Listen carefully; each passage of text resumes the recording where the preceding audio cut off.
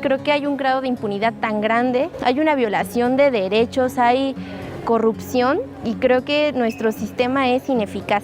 La gente no tiene fe en su sistema. Un sistema de carácter inquisitivo agotado, en el que se abusaba de la prisión preventiva, en la que se abusaba también del principio de presunción de culpabilidad. Se dejó a un lado el tema de las víctimas. Lo que menos importaba era resarcir a las víctimas. ¿Qué pasaba con su patrimonio, con su daño psicológico, con su daño personal o físico? El 92% de todos los delitos en México no son denunciados. Del 8% que sí son denunciados, no pasa nada cuando se presenta la denuncia, es decir, el Ministerio Público simplemente no hace nada, le toma la denuncia a la víctima y archiva el caso. No hay supervisión, no hay evaluación del trabajo de cada uno de los operadores, es decir, no se evalúa a la policía, no se evalúa a los peritos, no hay evaluación para los ministerios públicos, no existe evaluación para los jueces. Estábamos en realidad siendo juzgados no por los jueces, sino por el Ministerio Público. Y el Ministerio Público cometía muchas violaciones en el camino para lograr acreditar la responsabilidad, inclusive antes de que el juicio empezara, porque sabía que lo que él había actuado antes sería tomado en cuenta por el juez.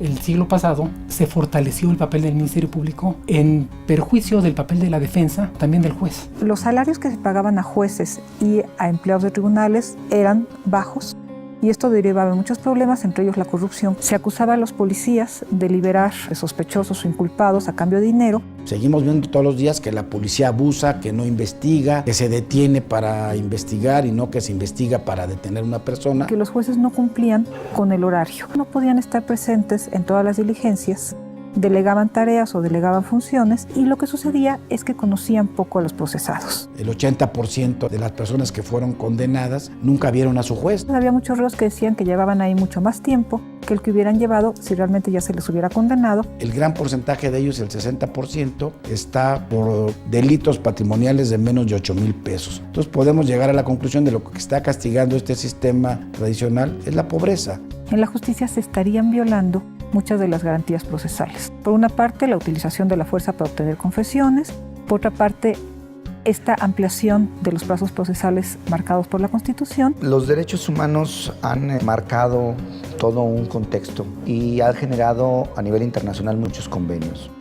Entre esos convenios, México ha suscrito uno muy importante como es el Pacto de San José en el año 69, que da lugar a la Corte Interamericana de Derechos Humanos. Una parte fundamental de ese tratado es el reconocer el debido proceso penal como un derecho humano.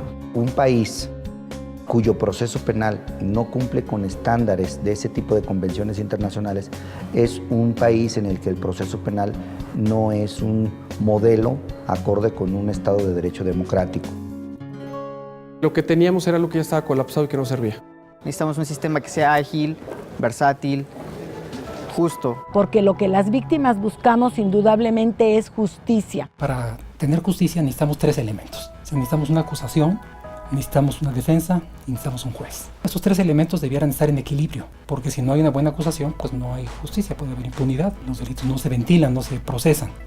Si no hay una defensa buena, adecuada, pues tampoco hay justicia porque impera el punto de vista de la acusación y a lo mejor hay elementos que tenía que aportar el acusado y no los aporta. Y no digamos del juez, si no tenemos un juez imparcial, no tiene compromisos de ningún tipo, pues tampoco hay garantía de justicia. Se pensaba que realmente el problema no eran las leyes, sino su aplicación. Y se demostró que no, que las leyes no eran buenas, que el problema era la ley. La ley incentivaba la ineficacia del Ministerio Público. En el año 2004 organizamos junto con el Senado y la Presidencia de la República un congreso desde la Asociación Nacional de Doctores en Derecho. Ese proyecto de ley, que fue el primer esfuerzo por tratar de introducir el sistema penal acusatorio, no caminó, pero ya desde entonces la asociación trajo a juristas de toda Latinoamérica, de algunas partes de Europa, para que fuéramos conociendo las ventajas de este nuevo modelo.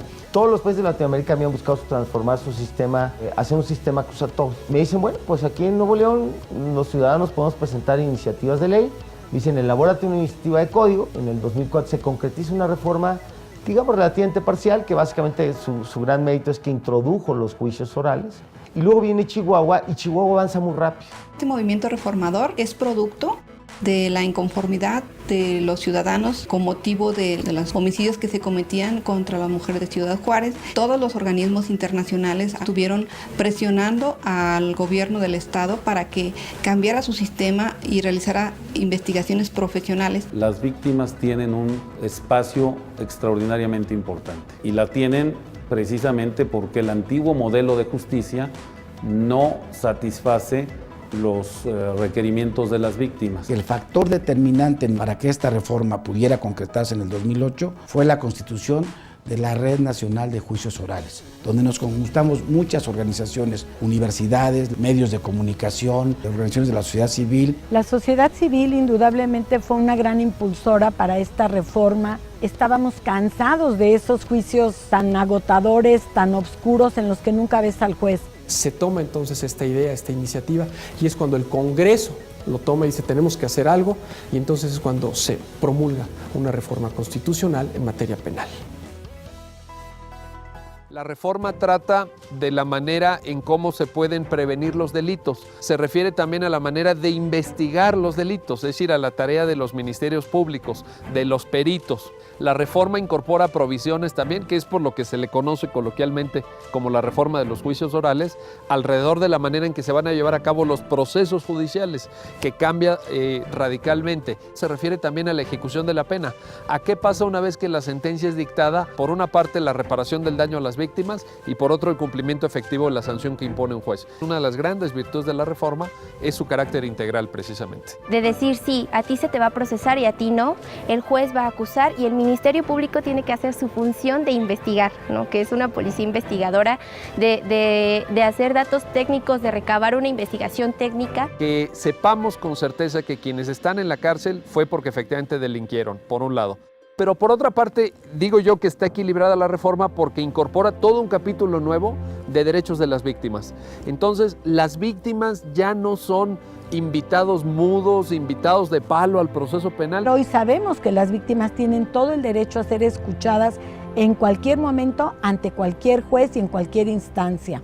Tienen la obligación ahora los jueces de llamar como terceros perjudicados a las víctimas. Antes no lo teníamos. Y lo más importante, hoy de viva voz pueden ser escuchados y pueden ser atendidas sus demandas. Y las víctimas tienen derecho a la justicia y tienen derecho a la verdad. Lo ha dicho la Corte Europea y la Corte Interamericana de Derechos Humanos. Lo que pretende el sistema es que la sociedad, cuando se vea involucrada en un conflicto de tipo penal, tenga diferentes alternativas. Una de ellas, la negociación, la mediación, resolviendo problemas de manera anticipada. Y otra, de ser el caso ante los jueces, pues de manera abierta a la sociedad. Las omisiones y las negligencias que se presentan en el sistema inquisitivo, el sistema acusatorio las resuelve de manera clara y contundente, porque la publicidad de los actos procesales, de los actos que realiza cada uno de los que participan en el sistema, el defensor, el Ministerio Público, el policía, el juez, todos estos actos van a ser públicos. Que la gente escuche, vea las audiencias, vea de qué se acusa a una persona y cómo se desarrolla su proceso, que no haya una desventaja entre acusado y acusador, tratar de buscar un equilibrio, tener al juez presente. Esto nos habla de transparencia, de mediación, de cercanía y sobre todo de un cambio de cultura. Creo que este es el sistema que se merece México. Que el sistema acusatorio bien llevado es un sistema muchísimo mejor del que tenemos y con un sistema de estos podremos abatir la impunidad, que es lo que nos tiene verdaderamente desgastados a todos los ciudadanos. Creo que no es algo de la noche a la mañana, se tiene que trabajar. Es transformar un sistema que lleva siglos funcionando de una manera. Tenemos un límite constitucional que es hasta el 2016 para implementar este nuevo sistema de justicia. ¿Cómo vamos a llegar allá? Es un reto. Porque esto es como una orquesta. Todas las piezas necesitan estar bien sintonizadas. Si falla la defensa pública, el sistema truena. Si falla los servicios periciales, el sistema se colapsa. Si falla la policía, el sistema sucumbe. Si falla el sistema de ejecución penal, ¿de qué nos sirve que funcione bien el sistema de impartición de justicia. Seguimos teniendo una cultura bien inquisitiva. Cuando alguien nos los presentan como culpables, seguimos todos presumiendo que son culpables. También la sociedad tendremos que cambiar mucho cómo percibimos el sistema y qué exigimos de un sistema de justicia penal. Nos queda a la sociedad civil por hacer, presionar a todos los gobiernos de los estados, de todas las entidades federativas. Que nosotros también respetemos toda la normatividad y todas las reglas de urbanidad, porque en esa medida podremos llegar más fácilmente a acuerdos o a negociaciones abreviadas, ¿no? No basta que los derechos de las víctimas estén en el código ni en la Constitución. Las víctimas saben que tienen que tomar los lugares públicos para lograr los procesos de equilibrio.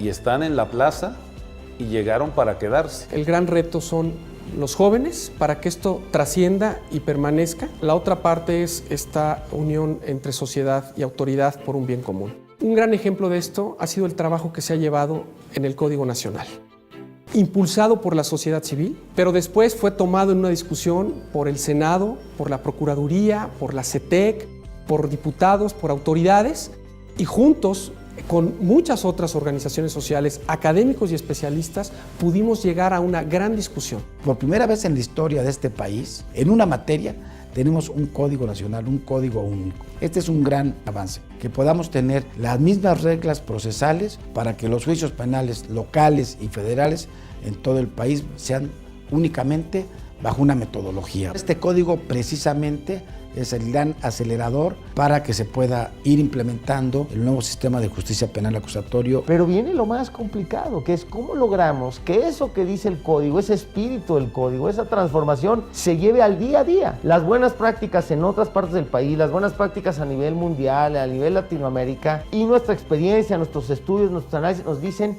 que hay que hacer esto, que la capacitación tiene que ser de esta forma, que la policía hay que cambiarla de esta manera. Que haya escuelas y preparación profesional para los policías de investigación y ministeriales que van a ser la base y el sustento fundamental de la reforma penal del sistema acusatorio. El desafío de las instituciones policiales, de las instituciones de procuración de justicia y de las instituciones de administración de justicia es realmente la capacitación, la preparación de todos sus integrantes, pero también la difusión de este nuevo sistema de justicia penal a todos los ciudadanos. Los que tengamos oportunidad de divulgarla para poder hacer del conocimiento público cuáles son las ventajas de este nuevo sistema penal acusatorio. Desde el 2008 que tuvimos ya la reforma constitucional, dijimos el código, porque si no hay código, no va a salir a tiempo la implementación. Ya hay código, ya no hay pretexto para que nadie se quede rezagado.